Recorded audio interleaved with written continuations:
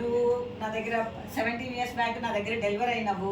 చక్కగా 2 పాపలు. 17 years back రక్షిత నా చేతిలో డెలివరీ అయింది. వైష్ణవి 12 years. ఇద్దరు నా చేతిలోనే డెలివరీ అయ్యారు. బాగా చదువుకుంటున్నారు. 2 ఆడపిల్లలైనా చక్కగా ట్యూబెక్టమీ చేయించుకున్నారు.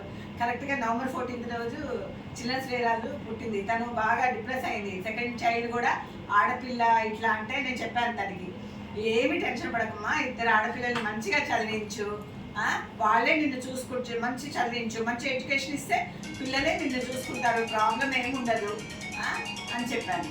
ఓకే, ఇద్దరు హ్యాపీగా నన్ను మళ్ళీ వాళ్ళ హెల్త్ ప్రాబ్లమ్స్ తోటి వస్తే నేను నా దగ్గరికి వచ్చారు, ట్రీట్మెంట్ ఇస్తున్నాను. హ్యాపీగా హెల్తీగా ఉన్నారు ఇద్దరు.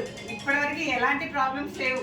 17-20 years నుండి ఫస్ట్ టైం మళ్ళీ పాప దగ్గరికి వచ్చింది. పుబర్టీ ఏజ్లో చిన్న చిన్న ప్రాబ్లమ్స్ ఉంటే వచ్చింది. ఓకే అమ్మ, లావణ్య నువ్వు మాట్లాడము. మీరు 5 సంవత్సరాలకు మాకు మీ దగ్గరకు వస్తే కాంపు అయింది. ఓకే ఓకే వచ్చినాం మేము. చిల్డ్రన్ November 14th రోజు పాప సంబరపడి పెళ్ళి మేడం.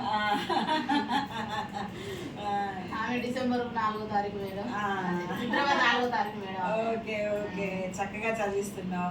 ఎలా ఉంది మా హాస్పిటల్?